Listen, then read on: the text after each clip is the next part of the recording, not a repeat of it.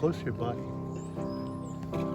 Wise men say only fools rush in, but I can't help falling in love with you. Oh, shall I stay? Would it be a sin? Oh, if I can't help falling in love. Try to write a love letter to tell you how I feel, but it could take forever and there's not enough time to kill.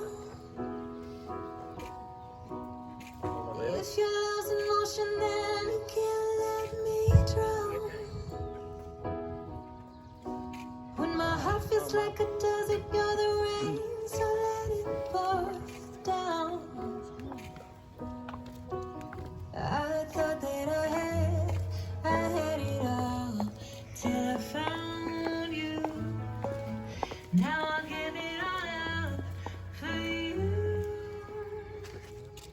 From the bottom of my heart to the top of my lungs, you're the last thing I'll ever need. The last thing I'll ever need to lift you us apart. Is on my lungs. You're the last thing I'll ever need. Oh my God.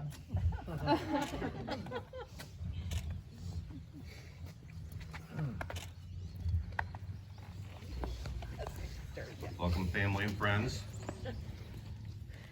Ladies and gentlemen, we're here today because Heidi and Barry said to one another, "Honey, I love you so much. We gotta get the government involved." Seriously though, thank you all so much for joining us. I think Heidi and Barry want this to be a fun ceremony. So we're here to have a good time these next few minutes while we get this hitching done. And then we'll have even more fun when we get to the reception. So let's get started.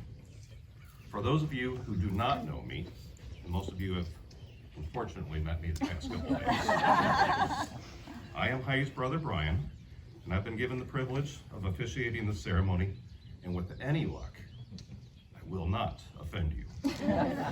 Don't count on it. Yeah. So obviously I've known Heidi my whole life, and there are two things that I like to share about her. Number one, don't ever cross her, or she's sure to ask, "Who's your manager?" And number two, Heidi may not give off an athletic vibe, but don't be fooled. As I recall it, she was incorrectly called out at home plate after smashing an inside the park home run with the Purple Pirates circa 1983. As for Barry, here are two things that I've learned over the past year or so. First, don't ever try to match him beer for beer. It's a losing proposition, trust me, I know. And number two, for any normal, well-adjusted adult, applesauce is a side. It is only a dessert if you're 5 years old. Size, we win. Dessert. All right, back to the serious stuff. So first, we hold marriage up as a tradition in this country. But is that really why we do it, just for tradition? Yeah. We all know marriage is a lot of work, but it has its benefits. We do save on taxes. We have someone to come home to. We have someone with whom we can appreciate each other's company. We have someone to share inside jokes and stories with. We have someone to laugh at our stupid jokes for the 50th time. We have someone who loves us no matter what. Fights, bad moods, smelly socks, warts, scabs, and all. And finally, we have someone we want to make and share memories with.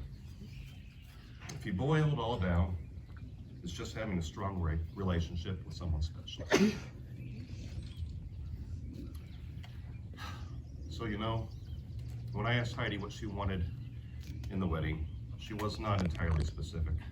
Shocker. I know.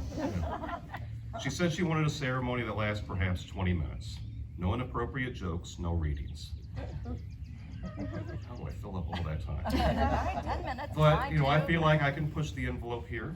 I have a I have a story to tell you that at its core is about relationships. You know, to lead into that, you know, throughout our lives, we've all had some successful and not so successful relationships. Sometimes we get lucky and find a trophy husband or perhaps a trophy wife. Sometimes we think that we found that someone special, but all we really found was a participation trophy. Well, I have a story here. It's a relationship story called The Sensitive Man. Yes. Yeah, I'm going there. So here we go. A woman meets a man in the bar. They talk, they connect, they end up leaving together. They get back to his place, and as he shows her around his apartment, she notices that one wall of his bedroom is completely filled with soft, sweet, cuddly teddy bears. There are 3 shelves in the bedroom with hundreds and hundreds of teddy bears covering the entire wall. It was obvious that he had taken quite some time to lovingly arrange them, and she was immediately touched by the amount of thought he had put into organizing the display. There were small bears all along the bottom shelf, medium-sized bears covering the length of the middle shelf, and huge, enormous bears running all along the top shelf. She found it strange for such an obviously masculine guy to have such a large collection of teddy bears. She's quite impressed with his sensitive side, but she doesn't say anything. They share a bottle of wine and continue talking, and after a while she finds herself thinking, oh my God, maybe he's the one. Maybe he could be the future father of my children. Because we know that's what women think, right? Not exactly. She turns to him and kisses him lightly on the lips. He responds warmly. Now I feel like I'm reading Danielle Steele here. They continue to kiss. The passion builds, and he romantically lifts her into his arms and carries her into his bedroom, where they make hot, steamy love. Oh my. This isn't X-rated yet. You just wait. She's so overwhelmed that she responds with more passion, more creativity, and more heat than she has ever known.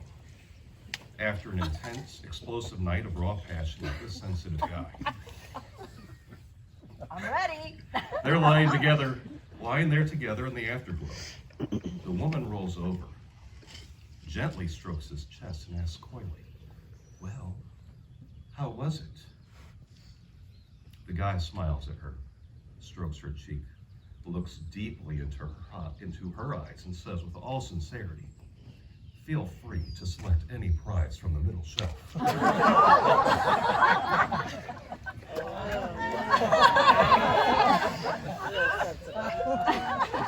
You may be asking, how is this at all relevant? Well, as best as I can determine, Barry and Heidi have each found a top shelf kind of partner. So with that in mind, let's check some legal boxes, shall we? So we have the Declaration of Intent, and I will start. Yes. You go first this time. All right, that's right. That's right. Yeah. Yeah, sometimes the woman does get to go first. Heidi, that's right. I told everybody I wouldn't, offend anybody. Heidi, do you take Barry to be your lawfully wedded husband, to love and comfort him for better or worse, in sickness and in health, and refer to him, not yet, as big sexy, as long as you both shall live. I do. And Barry, do you take Heidi to be your lawfully wedded wife, to love and comfort her for better or worse, in sickness and in health, and reap any and all tax benefits, as long as you both shall live? I do. All right. So now we shall move to the vows and the ring exchange. I couldn't do it on my phone because I can't read it without my glasses. All right. I want to begin by saying that our marriage is not just about us. It's about family. Mine and yours, and now ours, the one we have together. I'm so truly grateful for the way you love the boys, my parents and siblings and friends. And I also want to thank your family for embracing and welcoming me, even when I don't know how to process a deer on a kitchen counter, knowing I stink at dodgeball, cornhole, and most games, and of course that I'm willing to embarrass even your mother when we're playing cards.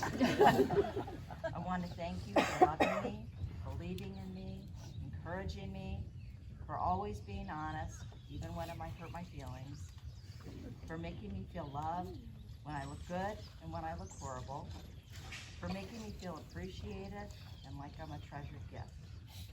You've always supported me, even when it puts us a plane right away, and you're always my biggest cheerleader. You're my best friend, you make me laugh, and when I'm around you, I feel like I'm the best version of myself. You're giving me your heart and all that you have to give, and I give you my love, my heart, and all I have in return. You've shown me what it means to love somebody unconditionally, and I promise you today, in front of all of our friends and family, that I'll love you forever, and that I love you most. That's the crown.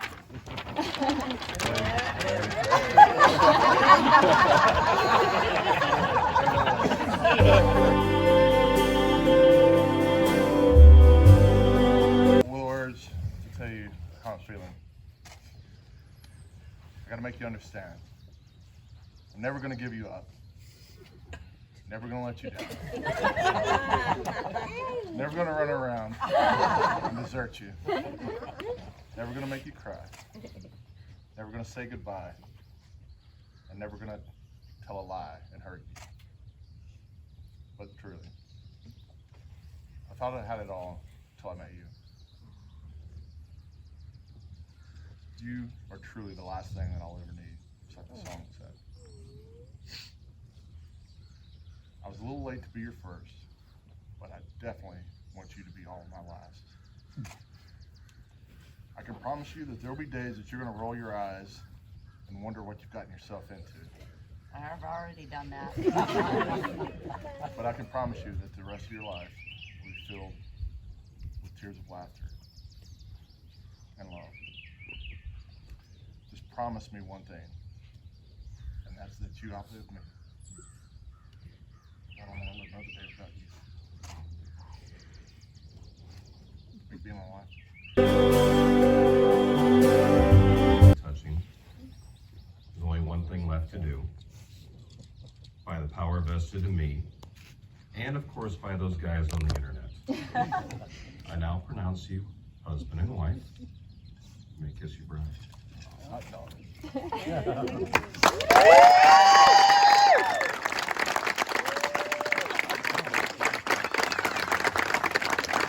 Ladies and gentlemen, I present to you, and it gives me great pleasure, Mr. and Mrs. Kearney.